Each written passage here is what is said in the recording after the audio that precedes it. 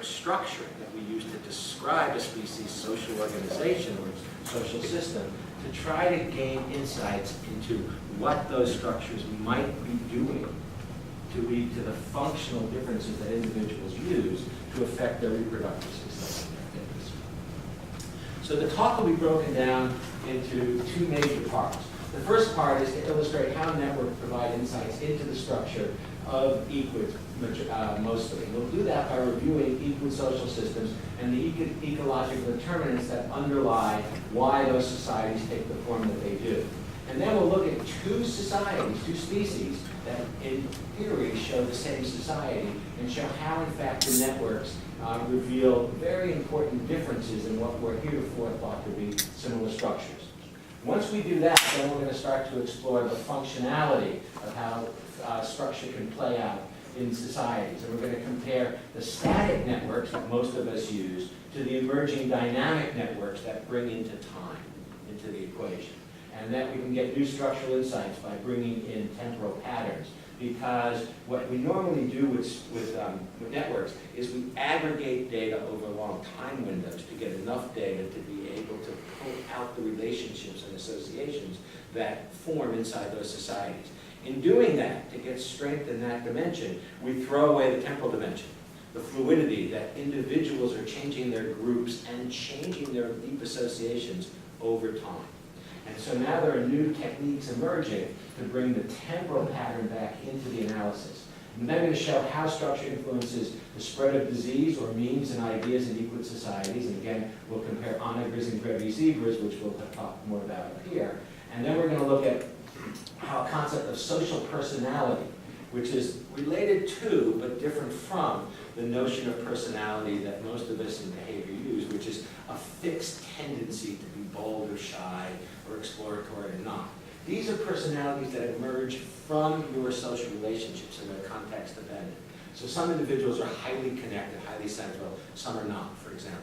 And we want to see then how those patterns can affect the spread of processes such as disease and memes.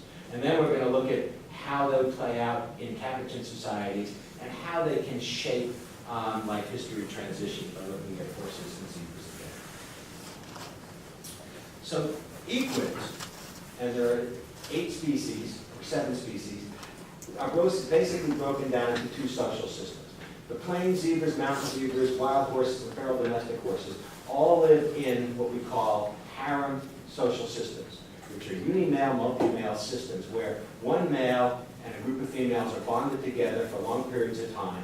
They may share the range, and hence there's going to be some overlap and competition.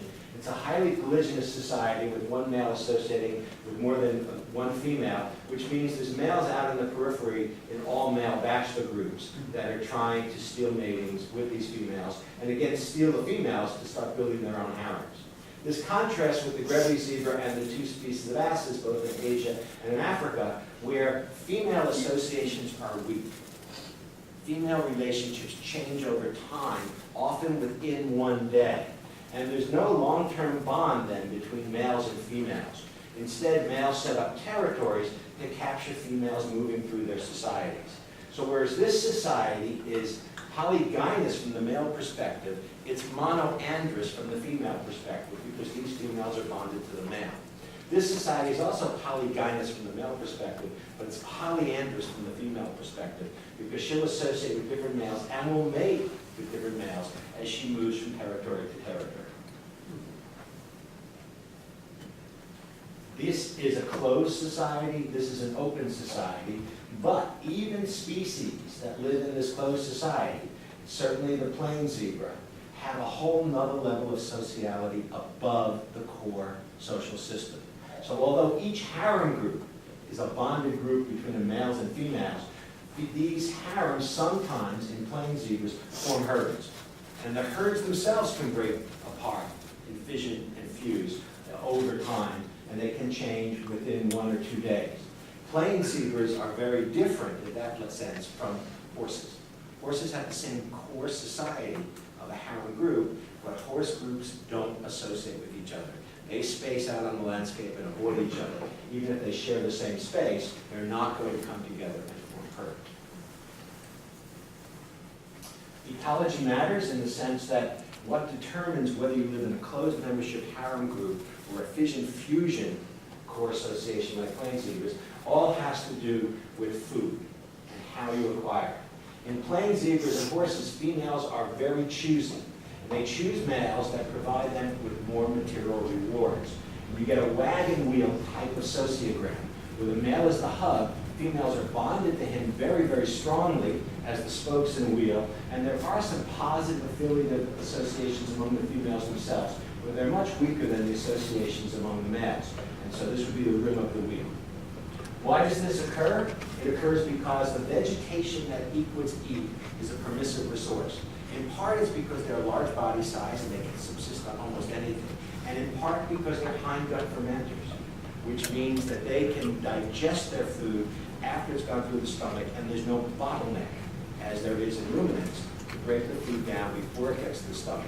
So although they don't extract as much goodies per unit time as a ruminant would, they can push it through at a very fast rate, which means this grass blade is about equivalent to this grass blade, it's about equivalent to this grass blade.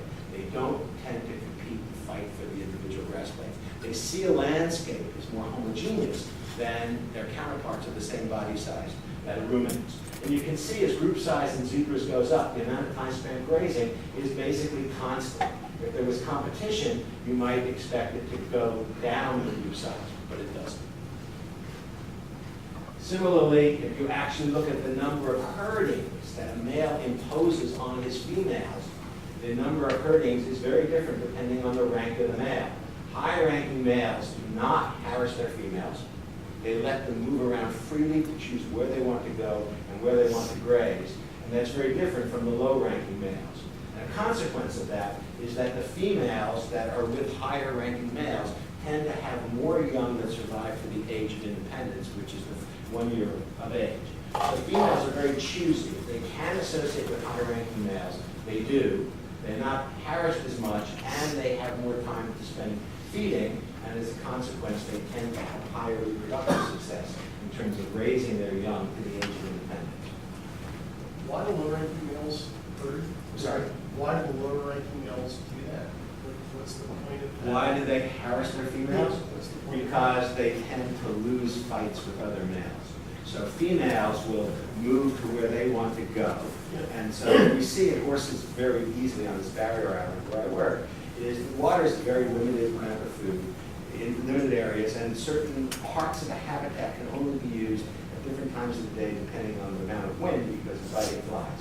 So when females want to go past the water hole to the marsh, let's say, or to a grassy swell area, and there's another group there, the male has a problem. And the problem comes into two solutions. One is go get those females and deter them around that male that you're going to lose to. And the other is to go fight that male and let your females go straight to where they want to go.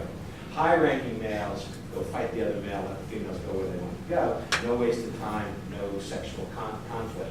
Whereas low-ranking males tend to move away. And what happens is his group peels away like an onion. So low-ranking males eventually lose all their females and go back to the attached males. It's a very dynamical situation. So if it's good to be in groups, the females can benefit from this extra foraging time and this reduced harassment. Why then don't Rebbe's females do the same thing? And the reason that Rebbe's females don't do the same thing is that food and water that is close together for the music-adapted plain zebras, so females that need to drink more than they need to eat can stay together and get the benefits of the male protection. As you move into semi-arid and arid landscapes where the asses are, food and water get widely disparate. And as they get widely disparate, females that need to stay near water are going to sacrifice grazing success because around water it's been overgrazed and trampled and used by every other grazing species in the area.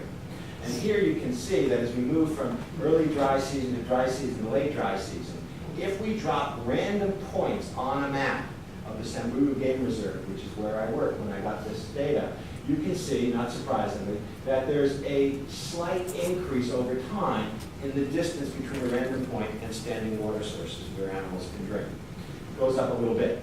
If you look at the non-reproductive females and their distribution, it matches pretty closely a random use of that landscape.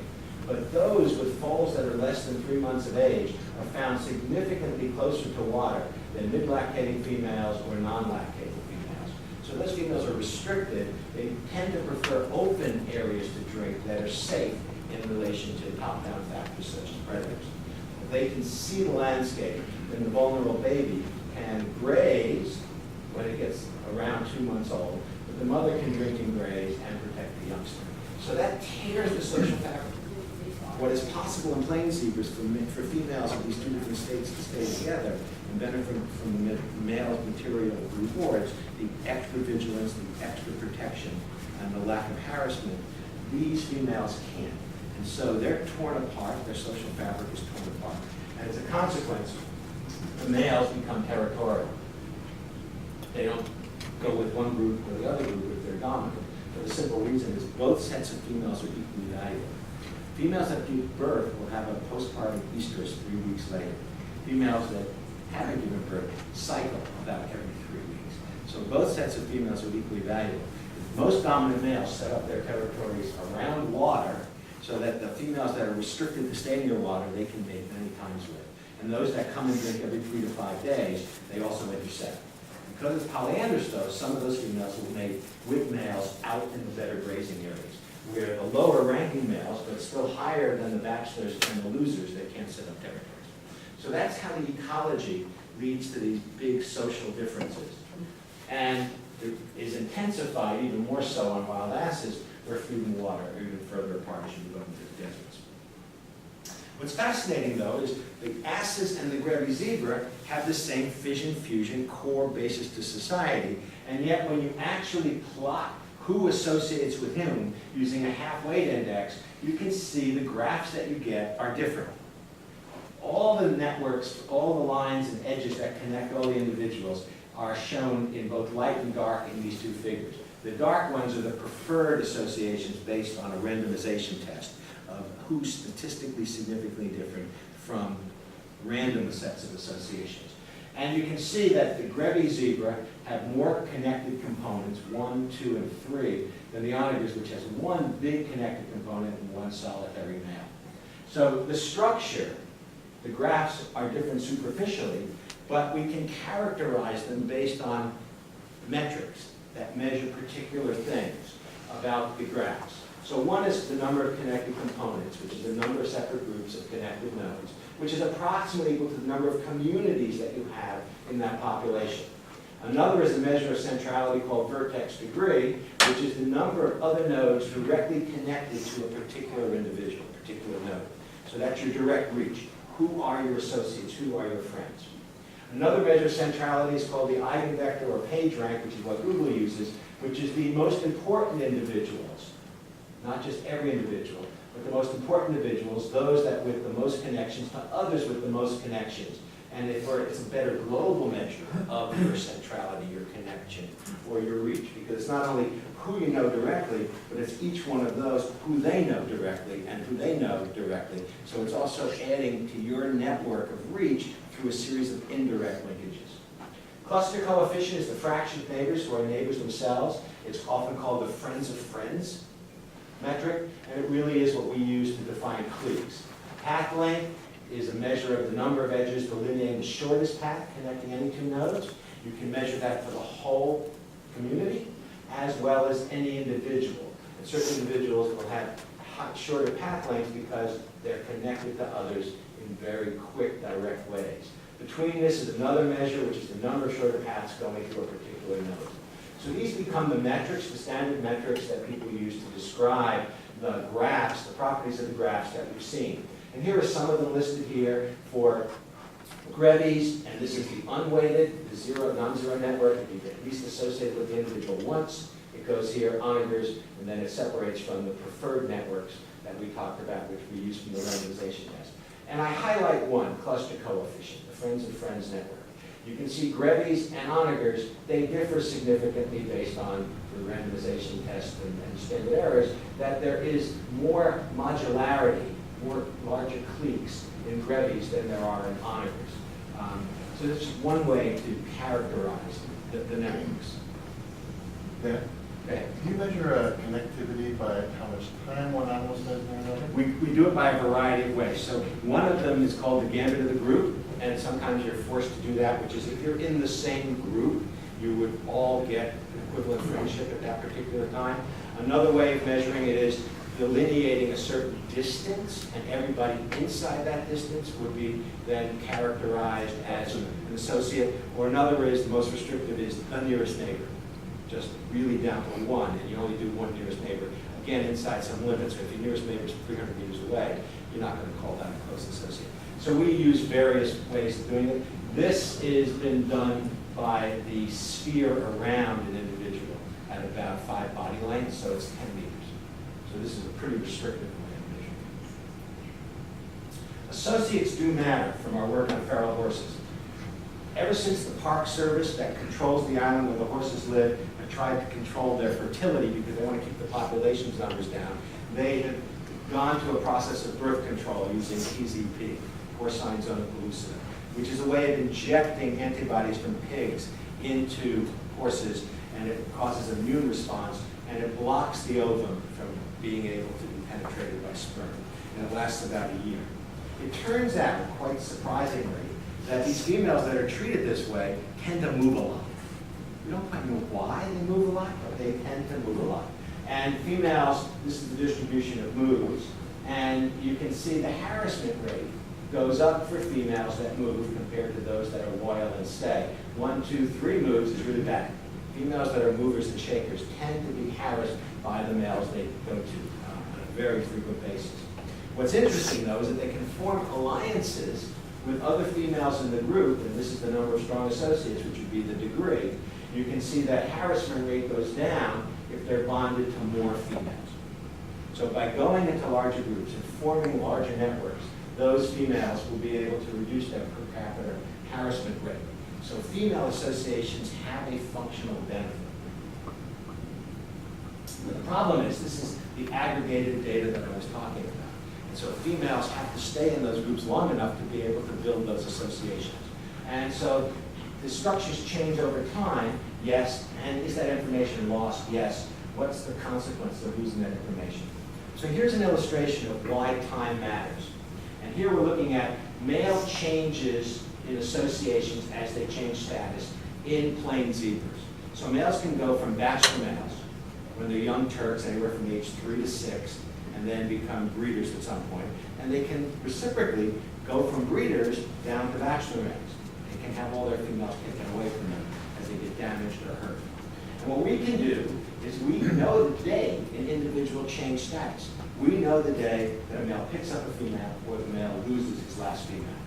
And we can then define the networks over time using data in a 4-month interval by treating the blocks of aggregated data only being 1 month.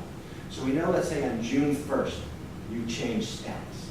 So we can look at the 30 days before, the 60 days before, the 30 days after, and the 60 days after, and explore what time tells us.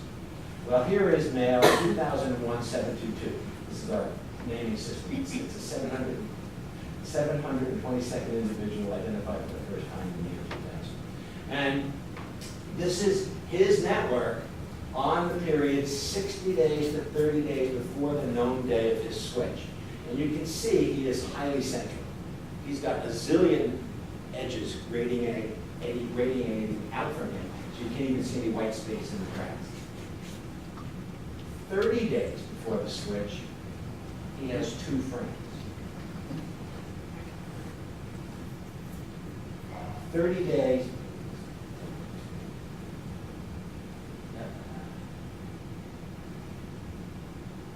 30 days after the switch, he's rebuilding his network. And 60 days after the switch, he's totally central again. But he's central in a different community. He's central in the bachelor community as opposed to the stallion community. And we look at all the males that make the switch from stallion to bachelor. They show the same U-shaped function that he did.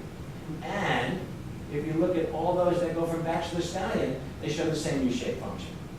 So the network changes as your internal state is changing, which has driven something about your physiology and your self-confidence, as well as how others relate to you. So time matters. But time matters in other ways. If we examine the spread of genes, means, or disease, static graphs are likely to overemphasize connecteds. So here's 4 individuals, 4 nodes, that on a static graph would suggest that they're all connected to each other. So it's a saturated, almost a saturated graph, because the linkage is not an X in there. But in fact, it's aggregated data. What if the real world looks something like this? At a time t1, these 2 are connected. Time t2, these 2 are connected. Time t3, these 2 are connected. And time t4, these 2 are connected. Aggregated over the 4 time periods would give us this graph. If the disease burns through an individual very quickly, so you're only infected for a short period of time, you would assume that this is a contagious possibility here, but this would suggest that the disease is not going to spread much longer. Because by the time it gets to this individual is the bond to this individual right away, it won't spread. And so not taking time into account can overemphasize and provide bias in terms of interpreting functionality. So what we've done is we've come up with a way of trying to identify communities in zebras to try to understand what the temporal dynamics mean, and then use those networks to do simulations to make predictions about what's likely to happen. So I'm going to go through the process we use now. So here's a herd of zebras on a landscape. We can identify as biologists all the zebras in the herd. We'll leave the wildebeest out for now. And we know which ones are in groups and which ones are solitary. And as biologists, we can then say that was a group, that was a group, that was a group, that was a group, that was a group, at that particular snapshot in time. And we can tell our computer scientist colleagues that they should all get the same coloring on that particular day. We'll call them all in that same group. We can then take that group and arrange it as a vector at time t1. So you have the group of the red, the group of the yellow, the group of the beige, the green isolate, and the blue isolate. And over time, individuals will change groups. So the blue and the green merge to make a new group, and one of the yellows splits off to make its own solitary group. Maybe at the next time interval, that yellow joins the orange group, and these 2 remain the same. In the next time interval, maybe the green splits off and fills in the place where the yellow left, leaving blue alone. This is what we see out in the real world. We see individuals changing groups. But that's not the same thing as saying they're changing communities, which is their alliances and their allegiances that define them as important players on that landscape and in that society. It's as if you're Democrats, Republicans, or Independents, or behavioral ecologists, behavioral endocrinologists, or straight up animal behaviors. So what happens in the next time step? And we can go through and we can measure this and we can forecast based on our models. Movements are not cost-free. We've just seen that in Grevy zebras, for example, the females stay near water if they have young babies. Well, some stay with one male, and some wander among the territories, among many males. If they do that, they open themselves up to high harassment rate. We've also seen with horses, in those females that move, that form those alliances with other females, that females will often leave one male and go join another male. And when she does that, the initial change in her harassment rate almost always goes up. And then she moves to find another male, and another male, and another male, until she finally settles down. And when you look at the settling down, they eventually get it right, because their final change in harassment rate relative to their initial harassment rate in their old group goes down in most cases. And so females shop around to find males that don't harass them. So these movements are not cost-free, but in the end, they do sometimes lower costs. So how are we going to capture this cost factor into trying to understand the dynamics of movement? So here's a cartoon of animals in groups, and this is on the landscape, so you take a snapshot. Animals 1, 2, and 3 are in the red group, 4 and 5 are alone on the landscape. We can depict it again, there's a vector here. And we can imagine 5 time steps here. The aggregate graph of those 5 time steps would look something like that. That animals 2 and 3 are the strongest friends. Their edge is the thickest because they have 3 times they've been seen together. This would be the gambit of the group, that they're in the group together. 1, 2, 3, and 4 are also highly connected. 5, though, only connects into this community, this connected component, via number 2. It's not directly tied into 1, 3, or 4. Okay? And the question is, what is a dynamic community? How do we statistically identify it? And so a dynamic community is a subset of individuals that remain together over time. A community is a latent or a virtual object. It's not real in the sense that groups are real. Communities are not groups. So here, one of those vectors again, and I blackened out everything but animals 2 and 3. So 2 and 3 were together in this group, and 2 and 3 are together in this group when 4 merge with them. 2 is not with 3, because 3 is vanished. We know it's not there. 2 is with 5 in that group. But the next time step, 2 and 3 were together again, and then in the next time step, 2 and 3 were not seen together. They were seen on the same landscape at the same time, but in different groups. So that would be the fissions and fusings of 2 and 3. How would we identify whether they are strong associates and form a community, this virtual or latent concept that we're trying to examine? And the way we do it is we call a community by a particular color. And it's as if you had behavioral ecologists, behavioral geneticists, and behavioral endocrinologists going to meetings. You pay your money, you pay your registration fee, and you go. But you may become dissatisfied, and so in this case, number 2 goes and joins the behavioral genetics meetings, and actually is so excited, switches its allegiance, calls himself now a behavioral geneticist. 3 also goes to see it, but decides, I'm still a behavioral ecologist, I'm just a visitor, I'm not really switching my community identity. In the next time step, 2 may decide, I'm going to go visit this community, and then switch back and forth. These represent its movements through the groups. What we do is we build algorithms to try to, based on the cost structure, minimize the total costs that are incurred by animals moving between these groups, either as visitors or as true switchers, or getting lost on the landscape where they could get eaten by predators. So 3 vanished here. Could have been eaten, although it was not in a group. So we have 3 types of costs. So we identify communities by looking at individuals that are reluctant to switch groups, communities, and we have a cost of switching. Individuals are mostly seen on their own. We have a cost of visiting. And then we have individuals rarely absent from their own community, the cost of absence. So we have the cost of switching your identity, going to another community, group of individuals that belong to another community, and then we also have the cost of being alone on the landscape. And the algorithm goes through the data thousands and thousands of times until it computes the lowest total cost. And then those colorings are put on the map, and that defines the communities. So this is to remind you what the static network of Grevy zebra looked like. 1 connected component, 2 connected component, and a big connected component. When we run the algorithms, where the weightings are all equal between those 3 costs, this is what the dynamic looks like. And the colorings show that you've got this one community, blue, that runs through.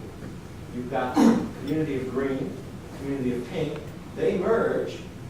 These guys switch their loyalty to become pinks. Then they fission back into some greens and some reds. They fuse again, and then they fission again. So you're seeing them turning on, turning off, this amalgamation of these 2 communities.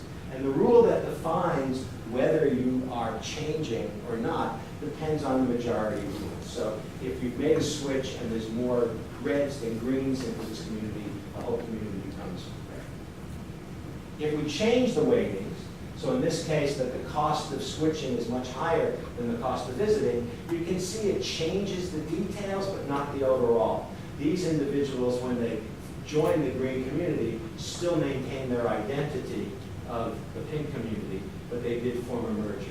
Down here, though, they actually do form a merger. What's the time scale there? These are every 3 days. So we've done an optimization. We oversample, and then we also run analyses to find out what is the optimal sampling of that, and we determine with these guys it's every 3 days. the really interesting thing is what happens when you take the knowledge that you have here of the communities as assigned to by our rule and superimpose that back on the static network. And what you see is that big cluster here really consists of two types of individuals from two different communities, the green community and the pink community. The yellow community stays as is, the purple community stays as is, and the blue community, which is one individual, stays as is. Now, this is the onagers. One big connected component and one isolated. When we run the algorithm on them, you get a completely different picture. You don't get this winking on and winking out, this fusing and separating of the key two communities. You see a green community lasting for a while, and then it evaporates. You see a yellow community lasting for longer, and then it evaporates. Blue community appears and lasts for the second half of the period. So you get a very different dynamic appearing here, and you have a lot of singletons that maintain their community identity as singletons. So very different dynamical picture. When you superimpose those colorings back on the static graph, you get a very different picture. Individual operators maintain their community identity and interact with almost everybody. So it's a very different type of fission-fusion society than we saw with the Grebe zebra, which had greater modularity, as you saw with the pink and the green oscillating back and forth. Again, how do you characterize it rather than just visualize it in the graphs? So what we've done is we've created the characteristic dynamic terms to go with the static terms. And we chose this particular group because we have the same rough size of the population, 28 Grebes and 29 onagers. And the density, they weren't that different. But by the time you look at dynamic density, which is the average density across time periods, there's a big difference. The average star's path wasn't that different, but when you add dynamics, which is the mean number of time steps to connect two nodes, there's a big difference between onagers and Grebes. So each of the dynamic networks demonstrates that there's even bigger differences, that the patterns that you see just intuitively from the visualizations are really strikingly different in the way that the connections are built. What we wanted to do is go the next step, not just redefine the traditional networks with a dynamic component. We've actually created a whole new set of metrics that want to look particularly at the dynamics. So switching is one, changing over, we call it switchiness, which is the number of community switches made by an individual in a population, normalized by the number of time steps an individual observed. Community stay is another one. The average number of consecutive time steps an individual stays affiliated with the same community over the time steps it's observed. Those are two particularly interesting ones.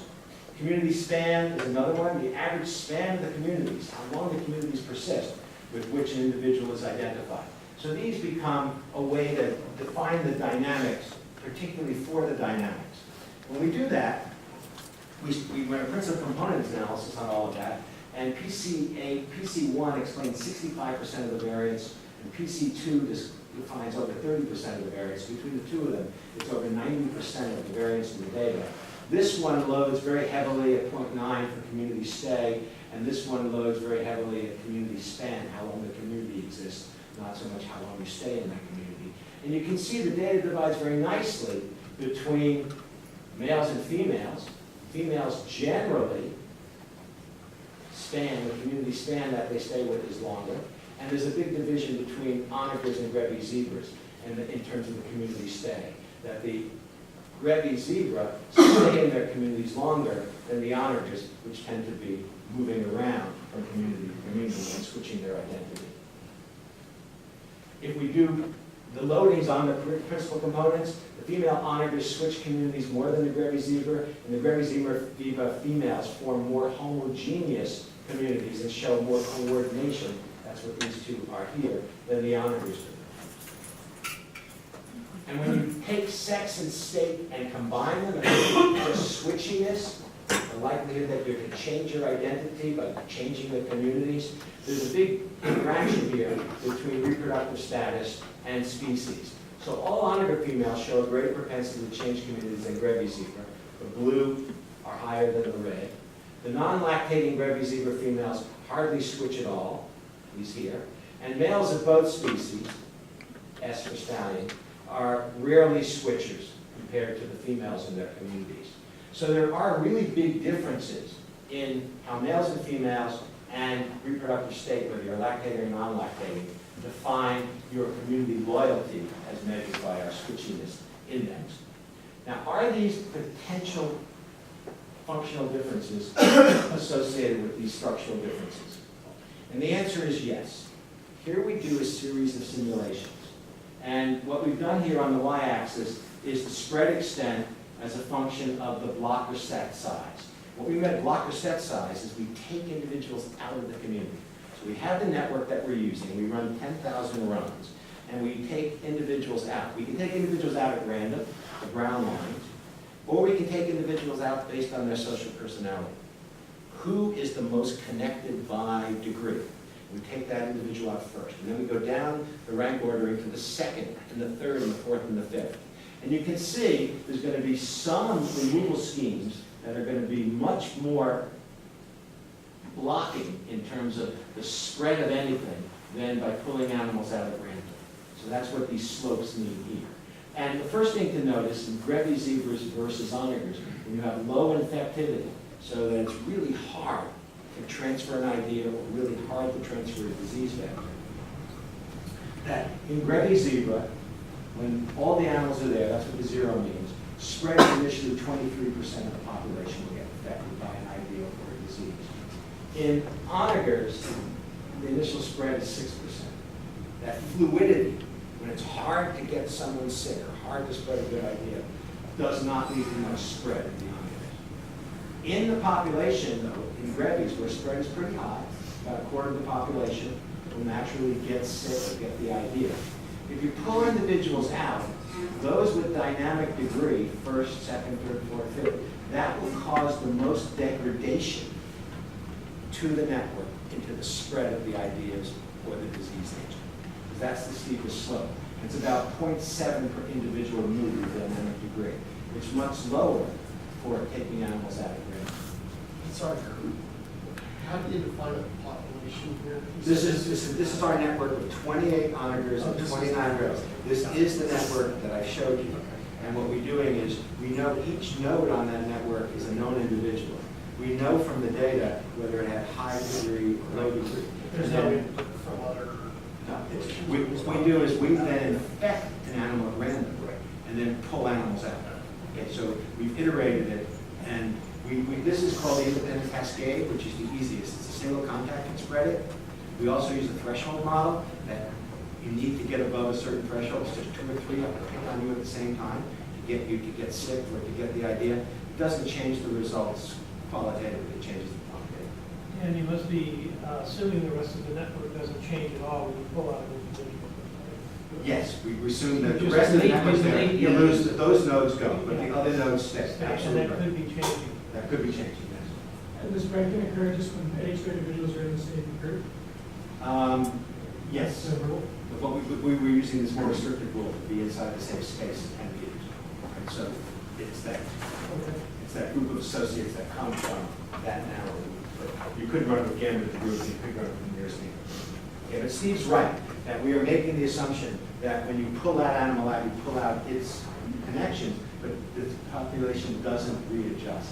We've been doing experiments on that with domestic horses, and they don't always readjust, so that's the interesting thing. So I would have thought they were always readjusting. We were trying to test that assumption, but a lot of them are much more resilient than we think. Okay, now, so infectivity is low, initial spread is higher in Grevy's, and onager networks are useful for spreading or blocking anything with low infectivity. But what happens when you go to high infectivity? Easy, one cough, one sneeze, one insight. Well, first off, you see that the fluidity of Grevy's, of the onagers, increases the spread when everybody's there to 52%, whereas in Grevy's, it only goes up to 32%. The second thing to see is that degree and dynamic cluster coefficient, those social personalities are the most destructive to the network in both the onagers and in the Grevy's. But you can see the power of removing one individual from the Grevy's is twice as effective as one individual, in the onagers as opposed to the Grevy's. So in other words, if infectivity is high, initial spread is higher in onagers than grevies. And the only loss of individual with high dynamic cluster coefficient in between this, where degree blocks the spread, those are the most powerful disruptors.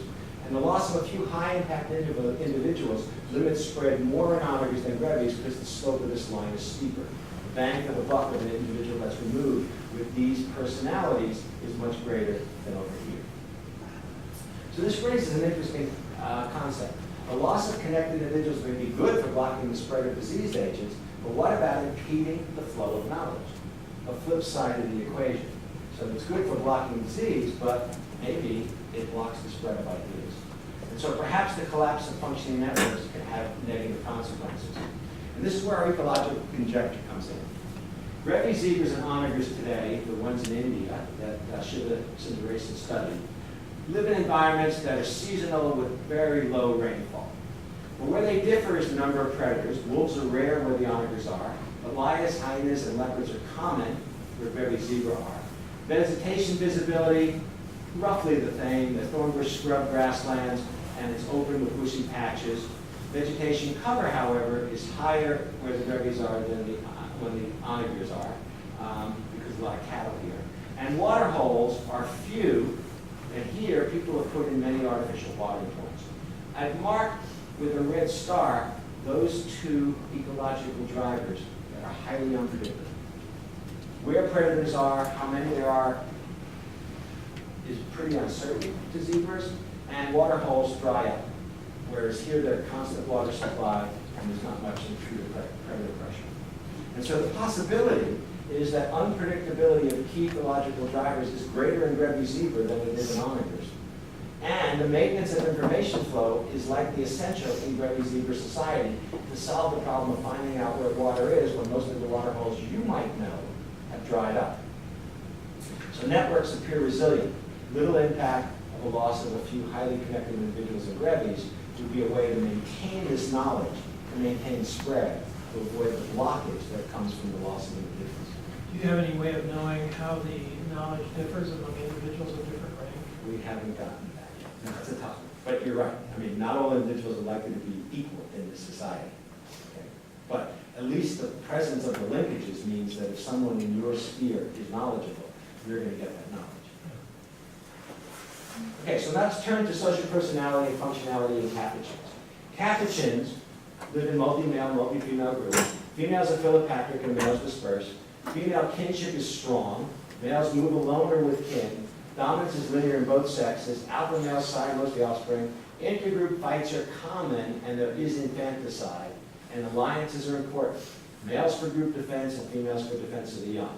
And so what we were interested in is the networks that form in capuchins and what impact that might have to solve some of these problems in terms of protecting infants and keeping other groups out from your feeding resources.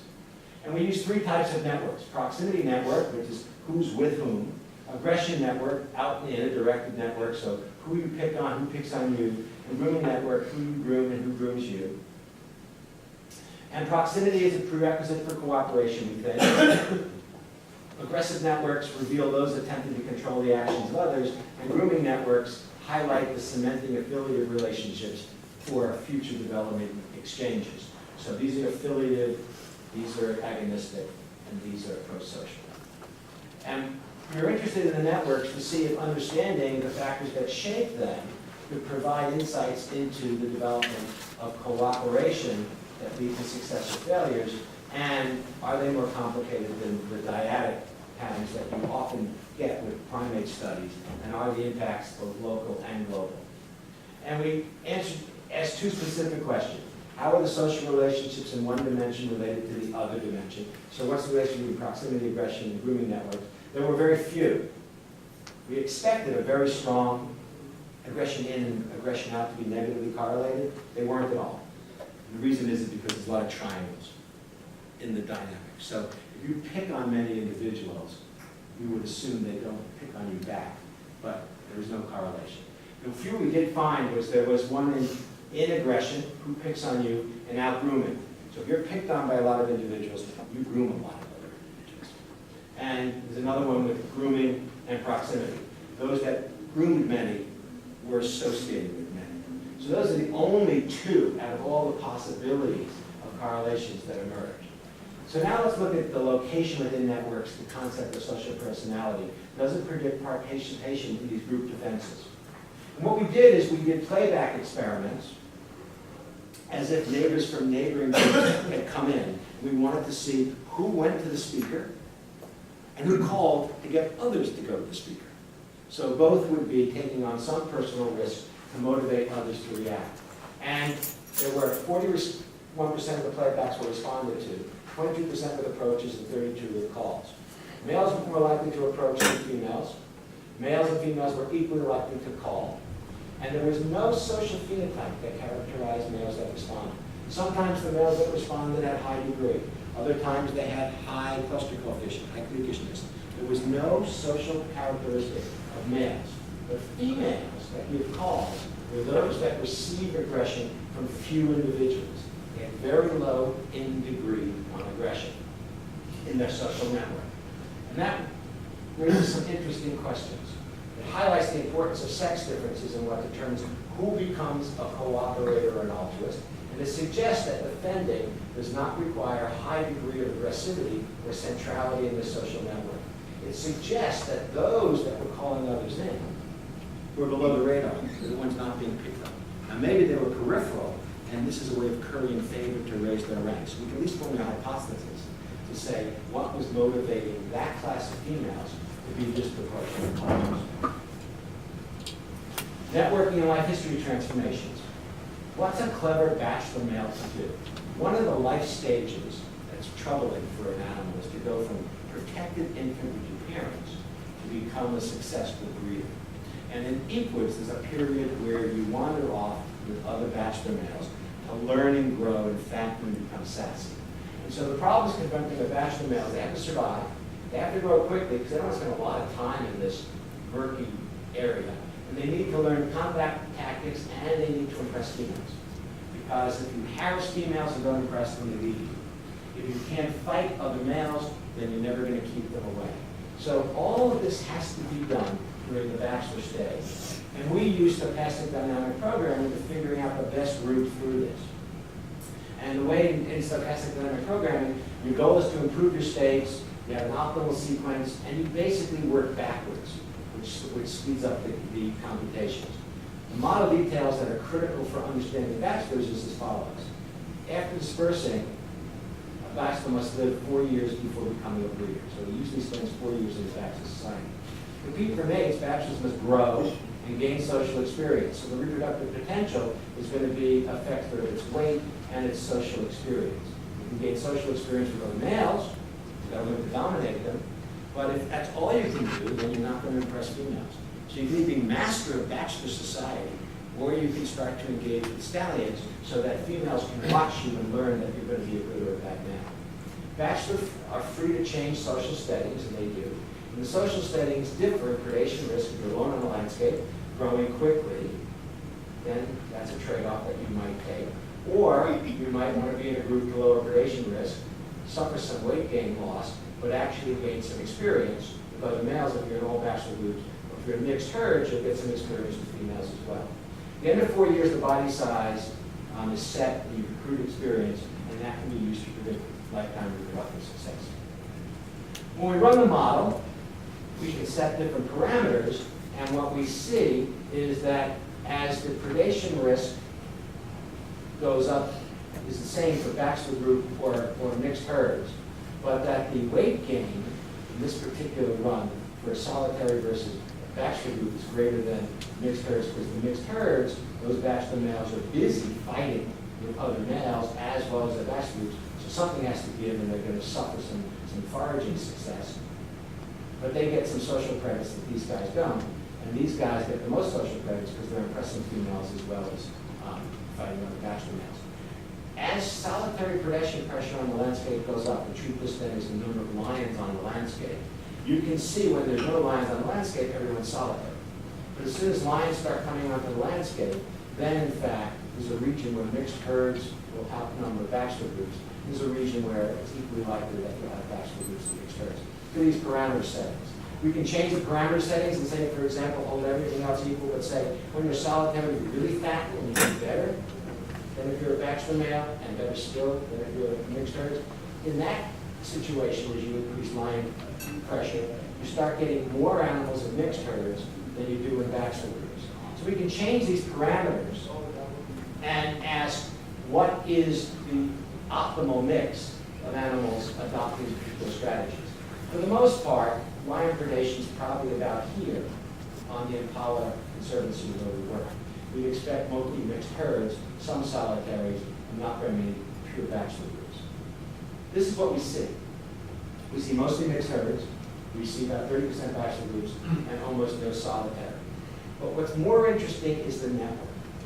When we actually look at the network of associations of the bachelors and the stallions, the colors show the modularity. So you can ask the question about how many edges are greater within an area than between areas. And that's what leads to this particular color. The red represent breeding stallions. All the other colors represent bachelor males. And you can see there's three modules here. Purple module, brown module, the green module. The purple and the brown tend to have many stallions associated with a group of bachelor males. So these bachelor males are truly forming mixed herds, both the purple and the brown. This green module, these guys are all parasitizing this guy. I feel bad for him because he has no associates to keep all these bachelors from trying to steal his female. But it does suggest that we're seeing populations that are mostly in mixed herds, as the model predicted. Second, the most connected bachelor males, this one here and this one here with the highest degree, are the only two that started to flirt with females. The only ones that held on to females for a week before they lost them. So these were the ones that would be coming to transition to breeding, again as the model predicted. And those in the mixed herds should be doing the best. And these with the most degree are the best of the best, and they're the ones that are starting to become reproductively active. The last example I want to talk about is a fascinating example about survivorship. Population control began on Shackleford Banks when the Park Service panicked when the horse population grew from the hundreds that it always used to be when there were cows, sheep, and goats on the island. And they took the cows, sheep, and goats off the island, and what do you think happened? All that grass became distributed in only horses. So the population went from 100 to 225. Park Service panicked, said, you can't have it. And so they needed to control the population. Did a lot of modeling for them and suggested they do a mass removal, get the population down, and then use a mixture of immunocontraception to adopt out horses to people that wanted nice horses. And unbeknownst to us, they did a massive kill of the horses, illegally. They took the horses off the island in the dead of night, and they killed 70 horses. What happened is 15 foals survived after this social disruption. 9 had at least one parent and some group members from the native group, but 6 were total orphans. So we have a unique ability to look at the networking before and what the networking does when you're finally testing. So it's real deep functionality. And so we asked who survived through the age of independence and why. Well, one of the problems comes is when you're getting data on a disrupted population and some of the animals are dying, you don't necessarily have as much data as you want. And you can see, the more you get focal data on an animal, the degree goes up. And so animals that perish early have lower degree almost by definition. So we fit these curves to measure relative degree. And this is the pre-gather, so everybody gets a score based on that curve and the residuals, both pre-gather and post-gather. And when you look at that, you get an amazingly striking result. Here's the pre-gather and the months survived. This is the residual fold degree on the pre-gather. And the black bars are the ones that are true orphans. This is the post-gather, again, the true orphans. Your degree from before the disruption is an excellent predictor, when tested, of your survival prospects. The light triangles were other animals who had degree before, but they're not the orphans. They still have at least one parent around. If you have one parent around, you almost always survive to age independence, regardless of what your degree was before. One animal died. In other words, it's a hidden, latent concept that never gets exercised because your parent is still there protecting you. But when your parents are gone, if you had higher degree, when tested later on, you also tend to generate higher degree the second time around. Because these are different associates, but the ability to form associations that's made here serves you in good stead if tested, if you have to rely on that, again, later in life. And so, all but one fall with a parent and some group members survive to 1 year of age. That's the one that doesn't. And only orphans with degree greater than the average degree, 0 in this case here, survive. And being connected early on makes a difference later, but only if tested. In other words, a lot of these have high degree, low degree, but it didn't matter because their parents were still alive. So let me come to some conclusions. We saw that equal social systems depend on how resource distribution affects the ability of females to provide material benefits provided by males. Time is everything. Networks provide information on the deep social structure, and static networks and associated metrics are easy to understand and reveal subtle but important differences in structure. But aggregating data over long periods can lead to misleading characterizations, and insights into functionality can be problematic. So accounting for time matters. And we then looked at time by coming up with the idea of dynamic metrics and visualizations to show how structures change and can be used to color and interpret even the statics. And the structure influences function and suggests how spread of disease and ideas can vary among equal societies. It suggests that spreading of disease and spreading of ideas are opposites, but we can talk about whether that's really the case. The Capuchins, we saw social personalities emerge from the rankings in multiple networks and appear important in identifying who cooperates, but only among female Capuchins. Those that were below the radar that were being picked on were the ones that were doing the altruistic cooperative things. And in the last example, networking potentiates successful life history transitions, especially in terms of the horses on Shackleton Banks, where without parents, if you were connected early in life before, that will make a difference in your survival prospects after. Many people help with this work, not only my team of ecologists and field biologists, but a number of computer scientists at the University of Chicago and other places have helped build the metrics and the dynamic models that we use. Thank you very much.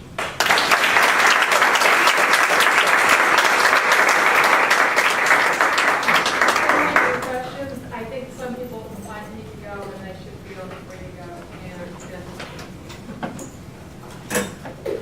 Two. One quick one is, when you're looking at the two species, comparing, looking at the dynamic networks, you were sampling every 3 days within the season. Seasons vary, and your next point really was about resource distribution and being very important as well. So what if you look at dynamics across years, in years of droughts and non-droughts? What do those look like? It accentuates the difference even more so. So what we see with that window, and where we work, we have summer rain, so even in that 90-day window of the summer, it goes from wetter to drier. So we're picking that up.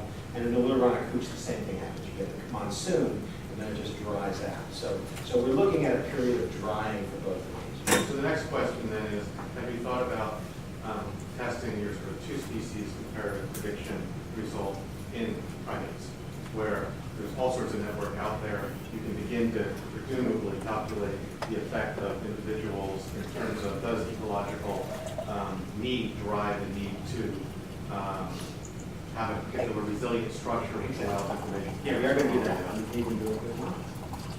Comparison, not one species. Comparative, exactly. Yes, yeah, absolutely. So yes, we're doing that. I have graduate students that are working on July. She works on newest evidence, so we can look at these other grass eaters, so we can stay within the same sort of lifestyle, and then look at those. So we're looking from other questions? Right. Okay, so I also have two. One is, one is, what's the time, so what's the time frame over which you're looking at those associations? And there's this 3 days, but I guess, but, Well, yes, we sample every time you go out, every day. And so, Okay. so the modeling basically said sample every 3 days because all the missing data, when you don't see an animal, right. hurts you. So sampling every 3 days reduces that likelihood. But, and so what happens to all of this? I mean, have you ever done the exercise of sampling every day, of watching the group for a day, or setting up remote sensing in such a way that you can really watch in real time? Because your whole message is time is everything, and yet you're completely fudging time in the sense of animals moving around in a tent. Well, we're not lumping 90 days into one point. No, but We're do sampling you have every any day. idea what happens if you really do? Yeah, so Meg Crowfoot, who's done the capuchin work, who's around doing this with raccoons, she put radio collars on every individual raccoon troop and sampled them continuously. And so it's the she's same pulling it apart. flavor of things? Or- Yeah, I mean, she's not doing a comparative study like we're doing, but she's trying to look at males and females, and those females with young and without young. And so, yes, she's trying to get at that. It's still a work in progress. Okay. But yes, we're trying to do that, and that will then tell us, you know, do you really have to go to that fine grain to actually make sense of what's going on? Or can you sample in the data a little bit further out? But yeah, in the limit, you'd like to have it full-time, Yeah. absolutely everything. Yeah, So the absolutely. data processing becomes unbelievable. You start to think about it. And we, as ecologists and behaviorists, don't have that machinery yet to. Yeah, the genomicist, There's a question of that. Well, I have a question regarding the community concept. So how do you define communities versus social groups? I mean, what is the main difference between both? So the social groups, you saw, let's see if I can go back.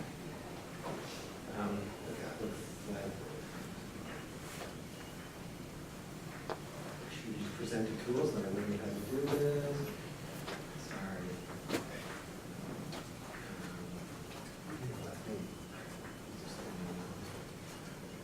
Okay, this is real, I'll go to the hypothetical one. Okay, here.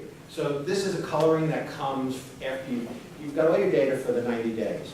And you then run the algorithm and say, all right, we start out with an artificial coloring that the groups are the communities in row 1. You just start out and say, we have 3 groups, let's define them as 3 communities, pink, green, and blue.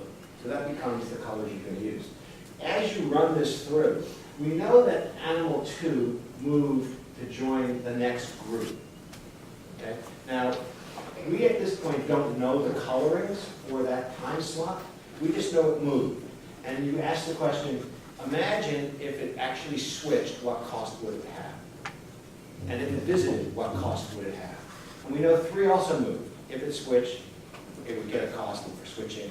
If it visited, it would get the cost for visiting. Now in this run, visiting and switching were the same, one point, one negative.